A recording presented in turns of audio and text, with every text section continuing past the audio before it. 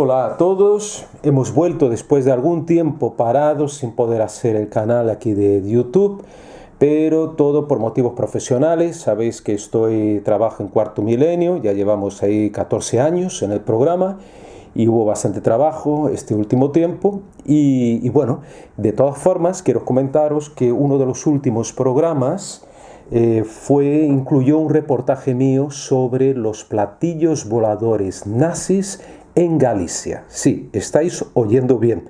Platillos voladores de los nazis alemanes en territorio gallego. Eso es inaudito y por primera vez lo estamos comunicando, o por lo menos salió en el programa hace pocas semanas, y es una primicia porque nos llegó la información de parte de un telespectador, de Alfonso Batán, nuestro amigo, y él nos envió una serie de informaciones diciendo de que en los años 40 su madre había visto ovnis en territorio gallego, en la región de Lalín, sobrevolando, ¿no?, la aldea, en aquella época, la ciudad de Lalín, y otras personas también que vieron estos objetos en forma de disco o de platillo volador, literalmente, de unos 3 metros de diámetro, con toberas, sobrevolando la parte no urbana, bueno, urbana también, urbana, y la parte y toda la zona rural.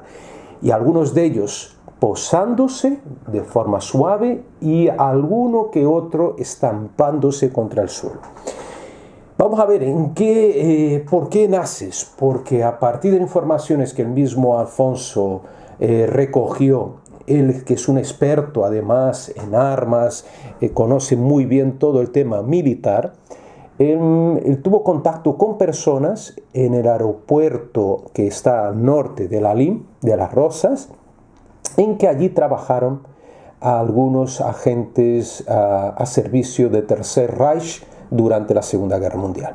De hecho, Pablo Novoa, un gran amigo, compañero de viajes, de expediciones a Venezuela, él de niño se acordaba de haber visto aviones alemanes, los famosos Junkers, en ese aeropuerto de Las Rozas, al norte de Lalín, algunos pocos kilómetros, y parece que la trayectoria coincidía del impacto de esos objetos con la ruta que debían hacer desde el aeropuerto hasta Lalín. La importancia de esto es que por primera vez se comprobaría la existencia de pruebas, de ensayos de los nazis con platillos voladores en territorio español, fuera de su área de influencia, que básicamente donde ellos probaron platillos voladores fue en Alemania, en Checoslovaquia y en Austria. Entonces, por primera vez en la historia, aunque algunos historiadores digan que no hay pruebas documentales, pero sí que hubo testigos, como veréis o si habéis visto en Cuarto Milenio, testigos de aquella época. Incluso encontramos un señor ya mayor que supe recientemente que era párroco, es un religioso, un sacerdote, y que nos contó también cómo escuchaba pasar esos objetos y que la gente contaba que efectivamente se estampaban o se posaban en la montaña o en la zona no cubierta de bosques. Bueno, pero vamos a un tema general sobre el tema de los platillos voladores nazis, que a raíz de este reportaje que hicimos, estuve buscando en mi biblioteca, que tengo una cantidad inmensa de libros sobre el tema nazi, esoterismo nazi especialmente, y me encontré uno que ya tenía en casa hace varios años, que es este. Los ovnis de Hitler contra el nuevo orden mundial, de Miguel Serrano. Miguel Serrano fue un destacado personaje, un nazi chileno. Él mismo fue el defensor del régimen nazi en Chile durante muchos años. Este hombre, que nació en 1917 y falleció en 2009 en Santiago de Chile, él propugnaba por la existencia de platillos voladores construidos por los nazis, por ingenieros nazis, y que han sido confundidos a lo largo de la historia como procedentes de otros planetas, con tripulantes que eran extraterrestres. Bueno, entonces él defendía siempre de que no, de que estos ovnis, objetos de gran tecnología, surgieron durante la Segunda Guerra Mundial, y él recuerda que las principales apariciones, las primeras apariciones de ovnis fuera de territorio alemán o español, ahora que conforme hemos comprobado, se dieron también en otros países, especialmente en Estados Unidos. Y está el ejemplo de Kenneth Arnold, ya en 1947, y que este tipo de tecnología procede posiblemente de ovnis, o más bien de platillos voladores capturados por los aliados en territorio alemán y trasladados a Estados Unidos para seguir junto con técnicos, ¿no?, rescatados, entre comillas, en Alemania y otros territorios, técnicos que trabajaban para el régimen nazi, para construir esos ovnis, para seguir desarrollando esos ovnis en territorio de Estados Unidos. Bueno, lo que quiero decir es que llevo muchos años investigando el tema, y también el tema de los ovnis nazis, que es un tema muy complejo. Un tema complejo porque aquí esto es como el tema de Roswell, ¿no? El famoso ovni estrellado, supuestamente estrellado también en 1947 y en julio, además, en Estados Unidos. Es un tema que mezcla el tema conspiración, conspiranoias y otros elementos poco fiables, autores que son, digamos, muy dudosos, de dudosa reputación, que han escrito sobre el tema, y otros totalmente fantasiosos, inventándose historias que, bueno, más bien son de pura ciencia ficción. Yo encuadraría también en esa categoría de autores fantasiosos al mismo Miguel Serrano, que sí tenía un gran conocimiento sobre ocultismo nazi. Fue considerado uno de los, digamos, más destacados divulgadores del esoterismo nazi, del ocultismo nazi, aquel que era propugnado también por el grupo de Thule, la asociación Thule, o los miembros de Brill, de toda esta gente que estuvo relacionada en Alemania, Austria, en aquellos años 20, 30, 40, con el esoterismo y el nazismo, para reafirmar la superioridad de la raza blanca, o de la raza más bien aria en este caso. Entonces, lo que nos dice Miguel Serrano en esta obra, Los ovnis de Hitler, además contra el nuevo orden mundial, que es muy llamativo porque muchos grupos de ultraderecha se expresan de esta manera, también hablando de que estamos siendo controlados por un gobierno oculto, este nuevo orden mundial, que ahora está muy de moda, ahora se ha puesto muy de moda con el tema COVID. Pues esto ya no es tan reciente, es antiguo. Además, el libro de Miguel Serrano es del año 93, y en este libro él habla también de estos objetos, cómo surgieron estos platillos voladores. Estos platillos voladores, por ejemplo, él menciona que en 1941 se creó un avión de forma redonda, fue de los primeros prototipos, aunque no es cierto, ya os contaré en otro momento, que los primeros prototipos de ovnis circulares o de platillos voladores circulares surgieron en Hungría ya en los años 30, o sea que no era privilegio de los nazis, pero claro, Miguel Serrano está intentando vender aquí la imagen, ¿no?, una imagen positiva, de alta tecnología, solo generada por los alemanes nazistas o austríacos también. Bueno, entonces él habla en 41 del avión redondo de Schiever y Habermohl, dos ingenieros. Era un avión de despegue vertical con motores a reacción, y en este caso había otro modelo con hélice, que se desplazaba a hélice. Ambos fueron, bueno, estos modelos fueron un fracaso. Y en 1942 él se refiere después a otros personajes, a Richard Meade, que era ingeniero, que se une a un ingeniero italiano llamado Giuseppe Belonso, y junto con los ya mencionados Schriever y Habermohl desarrollan lo que ellos llaman la V7. Estamos hablando ya de palabras mayores, estamos hablando de un ovni de grandes dimensiones, de mayores dimensiones, capaz de acelerar a grandes velocidades, a velocidades supersónicas. Eso es lo que nos cuenta Serrano. Nos cuentan también otros autores, como digo, sin tener mucha base o sin tener ninguna base, porque no hay documentación de ese tipo. Y entonces él habla también que estas naves desarrolladas por este grupo de alemanes y este italiano Belonzo fueron desarrolladas a partir del 44. Estamos hablando ya más bien para el final de la Segunda Guerra Mundial. Y hacen una prueba con esta V7, con este avión circular sobre el Báltico. Estamos hablando de la región esta que estaba también Peenemünde, que visité junto con Montserrat York, con la periodista Montserrat York, de que hablaremos más adelante, porque Peenemünde es donde se lanzaban las famosas bombas mortales, mortíferas, las V2 y las V1, especialmente contra Inglaterra. Bueno, pero en este ámbito que lanzaban desde Báltico, tiene acceso al Mar del Norte.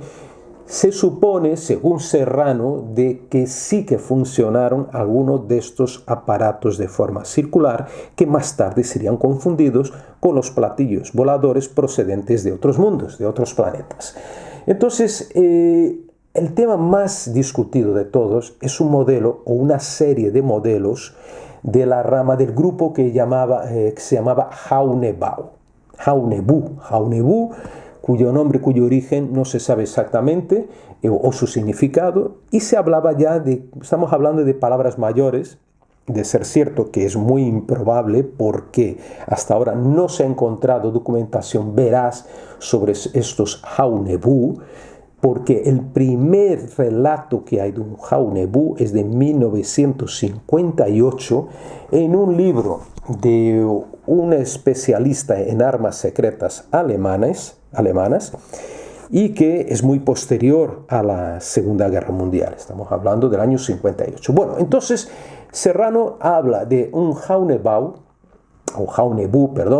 número 2, de la categoría 2, que tenían 3 esferas por debajo en su panza, 25 metros de diámetro, una altura en el centro de 10 metros y en el eje central, y pesaba 100 toneladas, la friolera 100 toneladas, y estaba también provisto con ametralladoras o con cañones de combate.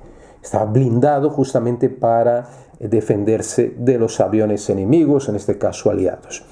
Pero vamos más allá todavía. Dentro de esta escala ya se habla de un Jaunebau número 3, modelo número 3, de 71 metros de diámetro, con una autonomía de 75 millones de kilómetros de distancia que podía alcanzar sin repostar. ¿Y cuál era el modo de propulsión? Atención, bueno, nada más, nada menos que una propulsión antigravitacional, o también como se llama, electrogravitacional. Algo que en aquella época era imposible y sigue siendo imposible hasta los días de hoy. Es un sistema que necesitaría mucha energía. Todavía se están desarrollando modelos teóricos de ese tipo de propulsión para anular la gravitación de la Tierra. Y los 75 millones de kilómetros, pues hoy en día sería muy complicado, a pesar que si un cohete con el impulso inicial puede sí alcanzar más de 70 millones incluso de kilómetros. Este Jaunebau número 3, según Serrano, pudo haber llegado uno de ellos al planeta Marte, luego después, o en el año 45 o 46, sí, en 45 él fue lanzado en el 45, tardó 8 meses y medio en llegar a Marte y llega a principios del año 46 con una tripulación mixta, o sea, de hombres y mujeres, con el objetivo de colonizar a Marte. Como os dije antes, esto más bien suena a ciencia ficción. Finalmente también habla Serrano de que estas naves llegaron a la Luna. Hay una película muy divertida, una comedia de ciencia ficción relativamente reciente que habla de este tema. Se llama Iron Sky, una película finesa creo que es, buenísima, os recomiendo, muy divertida, pero claro, ironizando todo el tema nazi, posiblemente esas teorías de que los nazis llegaron a la Luna, e incluso se habla de que llegaron al planeta Venus, al planeta del amor. Bueno, finalmente había otro grupo llamado Vril, y este Vril era más pequeñito, un platillo volador más pequeño, 11 metros de diámetro, que podía desarrollar velocidades más modestas, entre comillas, de casi 3.000 kilómetros por hora.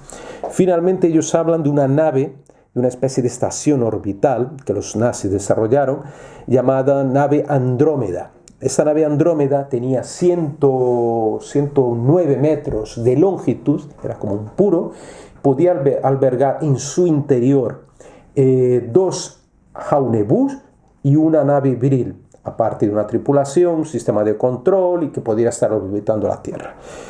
Finalmente se habla de que todo esto, vamos a explicar para concluir un poco la historia, es muy larga, ya trataré en otros vídeos sobre ovnis nazis, que me parece un tema fascinante porque sí lo subo. Ya he contado lo de cuarto milenio, que sí hemos podido verificar que hubo esos experimentos, incluso aquí en territorio de España. Pero lo más interesante de todo esto, y hago ya mi comentario personal en relación a la obra de Miguel Serrano, este libro que es un poco raro de conseguir, es que todo esto entra en un contexto de mesianismo nazi, de milenarismo nazi. ¿Qué significa? La pérdida o sea, cuando los nazis, el Tercer Reich se hunde, es derrotado de forma clamorosa por los aliados, especialmente por la Unión Soviética, que fue la que dio el mayor varapalo a los alemanes. Ellos buscaron un refugio mental, psicológico, religioso. Miguel Serrano se encuentra en esa categoría porque él cree que el Tercer Reich, o más bien yo diría ya casi el Cuarto Reich, ¿no?, se perpetuaría en Antártida y finalmente en el espacio sideral. Hay autores más osados todavía que el mismo Serrano, que comentan, americanos por supuesto, que comentan que un platillo volador es un Jaunebú de estos, posiblemente el modelo número 3 que mencioné, hubiera llevado a Hitler al mismísimo planeta Marte para allí establecer el Tercer Reich. Bueno, locura de ese tipo. Entonces yo vuelvo a repetir que ellos se encuadran, los nazis, los derrotados, buscaron alguna forma de compensar mentalmente esa pérdida, y claro, nada mejor que bajo una forma de mesianismo, de una proyección de ese tercer o cuarto Reich en otros mundos, en otros territorios, desde Antártida hasta el planeta Marte, y vete a saber si hasta en otra dimensión, un universo espiritual. Amigos, esto es todo de momento y volveremos con más historias curiosas como esta y analizadas de forma crítica, porque es muy importante, el tema nazi vuelve a estar, siempre está de moda y es interesante comentar este tipo de historias. Muchas gracias a vosotros. Antes de que me olvide, dar un like, un me gusta a este vídeo y otros de este canal.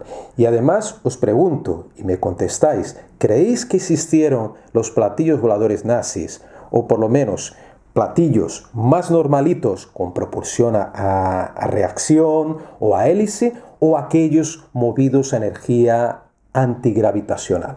Dejar ahí vuestra observación en mi canal Pablo Misterios con Pablo Villarrubia. Muchas gracias.